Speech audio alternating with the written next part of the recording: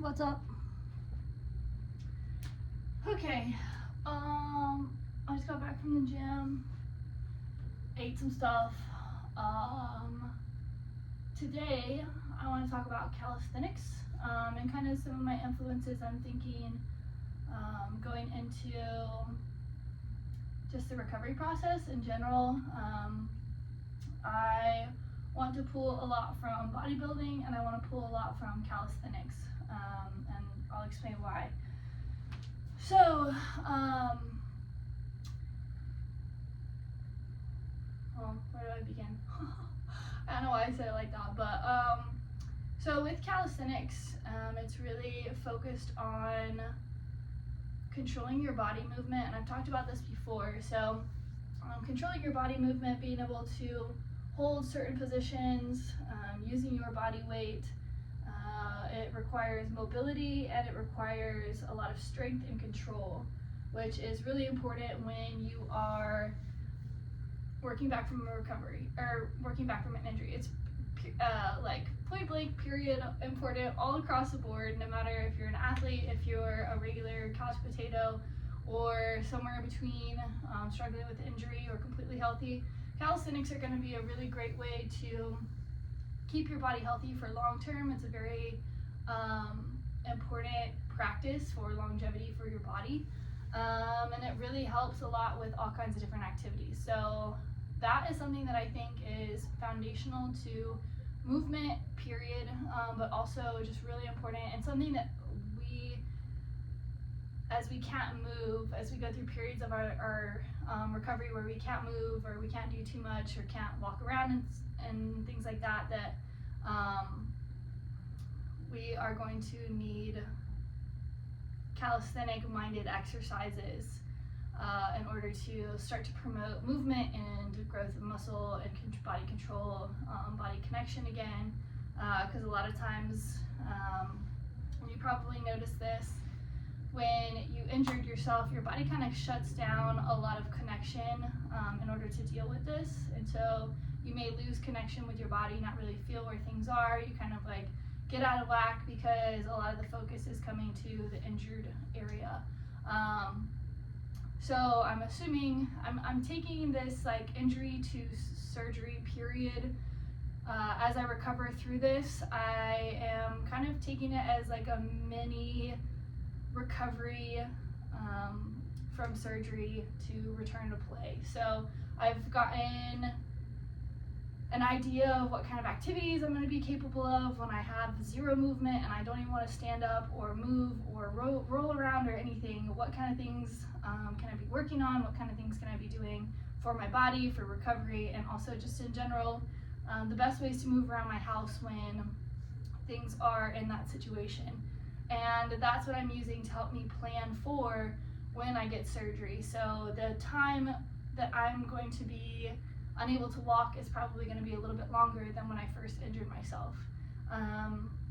So I'm preparing to have access to certain things I'll need during the recovery time, setting up my house so that when I'm laying on my couch, I have a table behind me and beside me, and places where I can lay my drinks and my books and my activities and my like all the different things I'm going to want to have access to when I'm sitting. And then I moved into a place where I could start to move a little bit, stretch a little bit, and then what kind of exercises worked for me then, what kind of food I was able to start to make, and then to where I am now where I can move around. I have a bit of a limp just because of the instability of everything in my knee. There's really not a whole lot of pain anymore. There's just a lot of wiggling. So when I step and put weight on it, sometimes it kind of like does this number, and that's what it feels like. It's just like a little like whoop, which is the instability, and it's definitely annoying, but I can pretty much fully function. Again, I'm mindful of the range of motion I have with the cartilage and my bone bruise and certain things like that when I go to the gym and do workouts. And I'm not doing anything crazy by any means. I'm not putting a bar on my back. I'm doing body weight exercises or machine assisted exercises to work my legs.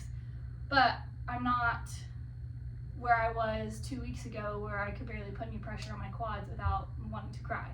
And so that being said, we're coming back around to just like understanding, okay, so from the injury to now, that's going to be an example of what the recovery is going to look like after surgery. And so processing that and trying to make sure that I'm set up once surgery, I can move around right now. I can start to move things. I can call friends to help me move things. Making sure that my situation is as controlled as possible, because again, you can only control so many factors. And I know that something for me that's been just like so such a battle is trying to control everything. So I want to control how fast things go, and I want to control how strong things are, and I want to control, you know, everything to make my life easier for the future, which is a good thing, but you can only control so much. So not getting caught up in like wanting to make sure that everything goes as planned, but like leaving space for, like today, I probably should have done this. I got frustrated going to the gym because I am putting it in earlier because I have PT this afternoon, and then I have a chiropractic and massage appointment after. And after that, I just kind of wanted to chill and relax. So I woke up and tried to get going early this morning, and I probably should have just left space for me to do movement in my house. But I really, I planned to go to the gym. I wanted to go to the gym. I've been trying to get consistent with that. So I'm glad that I held up that agreement, and I think either way it was fine. But certain days that you're gonna maybe force the gym where you should have taken rest instead and given yourself space for that. So just be mindful that you can't control everything and that not everything's gonna be perfect. Telling myself this also. So back to calisthenics, that's been something that I've noticed that I can still do as I'm going to the gym. And again, it's just like so good for foundational training. And I want to show you a couple things. I did some research last night. I've been trying to focus on going through YouTube education and like learning and stuff that's going to help me rather than just like sitting and numbing out on the TV. Either way, but that's just kind of like my shift, making sure that like I'm using my time productively, which is just constantly something that I'm doing, which like sometimes I'm trying to take a break from that and allow myself to rest. But certain things like that I think are fun and enjoyable, and they're pretty low key. I'm sitting on the couch, I'm resting, I'm relaxing, I have my ice on, whatever it is, and I'm learning about these calisthenic exercises. And so one thing, oh, my mom's calling me. That's okay. She's probably gonna ask me what my plan is, and I don't have a plan yet. I have a lot of plans, but I just don't have a specific plan for her yet. So, God bless her. She's an organizer, so she is just on her shit. And sometimes I'm behind. I'm on my shit, though. I'm a little slow sometimes. But one of the biggest things they talk about is hand positioning. So the thumbs are straight up and down, and the fingers are really spread. And that's kind of the same thing with your feet. You really want to spread your toes out. Your big toe is pretty much forward, maybe a little to the side, a little angled in, but pretty much forward, and your toes are splayed out. That's how you're going to get a really firm foundation and take a lot of pressure off the remainder of your arm. And then it was a lot of pushing and making your back big. So you really want to think about scooping the ground away and pushing the ground away from your back. So just even like holding this position, if you can get in all fours, or even if you just like need to kick your foot back, or even laying on the ground is something you can practice. And just put your hands in that position, act like you're up against the floor, and then scoop your shoulders away and try to reach the heel of your hand to the sky, and then crunch your stomach down and squeeze as hard as you possibly can with your abs. And just hold this position for 30 seconds. And I promise you'll feel it. And then as you can like start to work into flipping over and going into the plank position, doing the same position, really crunching your abs, and then start to go into a pike position. which is just being able to go here and then again scooping the ground away, big like wide hands, and then push the ground away and then elevate a foot. And so these are kind of things that I've been playing around with because I can. They're safe, I have good balance, and I make sure that my area is clear so that I don't hit anything. And then if I am doing something that requires more balance vertically, I have something to be able to grab onto in case something happens. So let's see, what other calisthenic things? Core is really important, and a lot of it is from hanging, but if you don't have hanging, you can still do like a hollow hold. So I just squeeze my feet together, point my feet, and then squeeze it up. I'm driving my low back into the ground, squeezing my legs together. There's a lot of activation in my lower core, lower abs. My rib cage is locked down, and then my neck is in neutral. And then just holding variations of this pose. So maybe you lift a leg, you drop a leg, you squeeze out, you squeeze back together. And maybe you incorporate your arms as well. A big one for this is going to be mobility in order to get into those positions. So a safe position over your head, and I'm not going to be able to hit this quite yet because my shoulder mobility isn't great. So you see how when I reach overhead, my rib cage comes up? You want to be in this position, and then my shoulders should be back.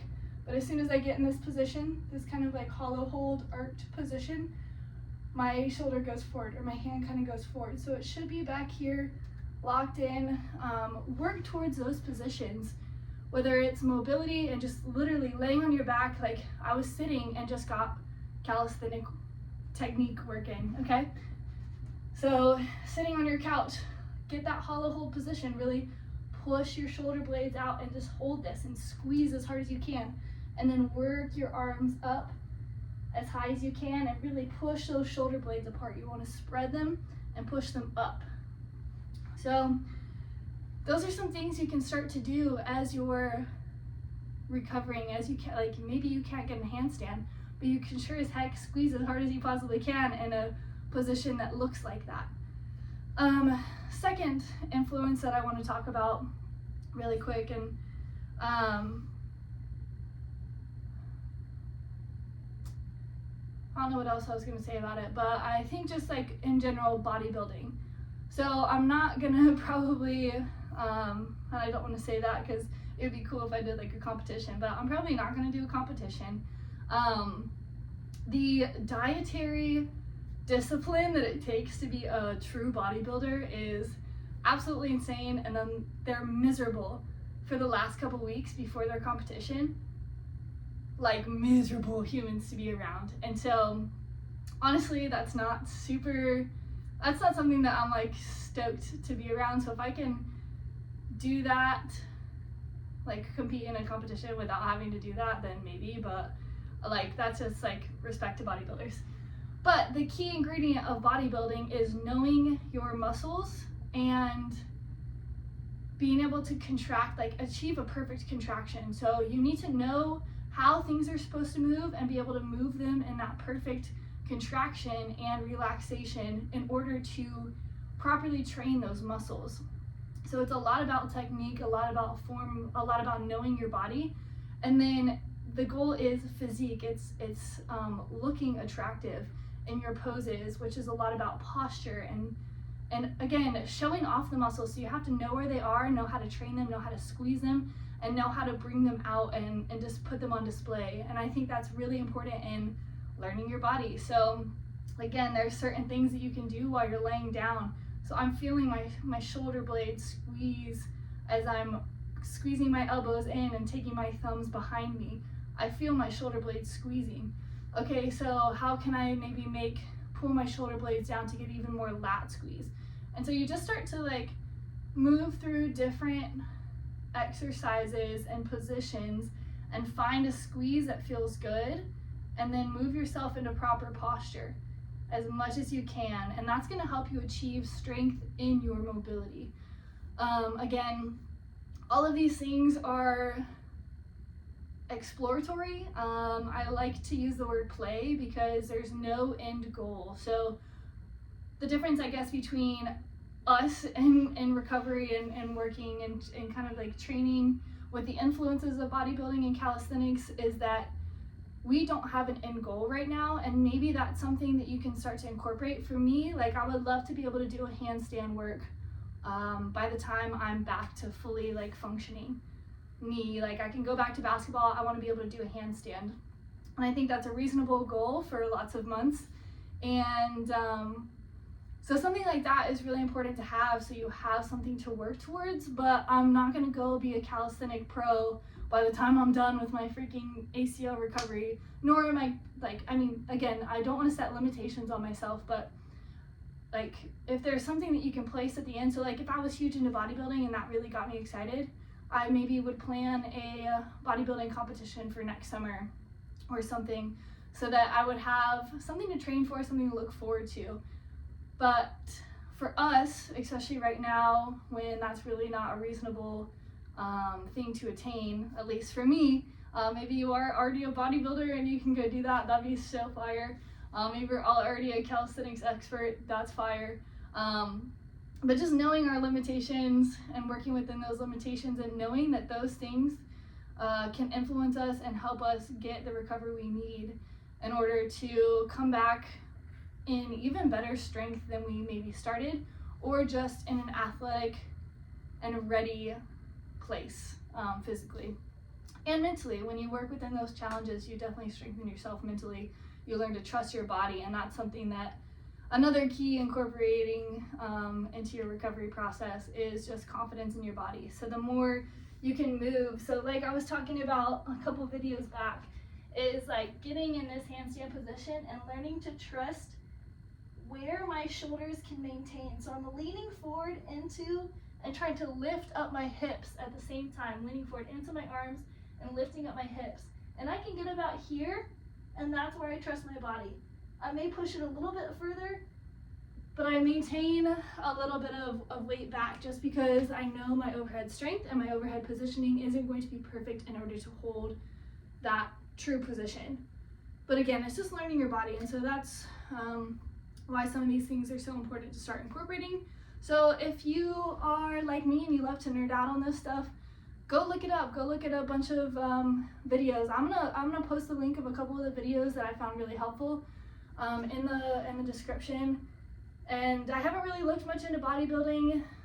It's kind of hard to find. It's a lot of bro stuff, which I'm not super into as far as learning from just in strength and conditioning in general. So yeah, that's it for today.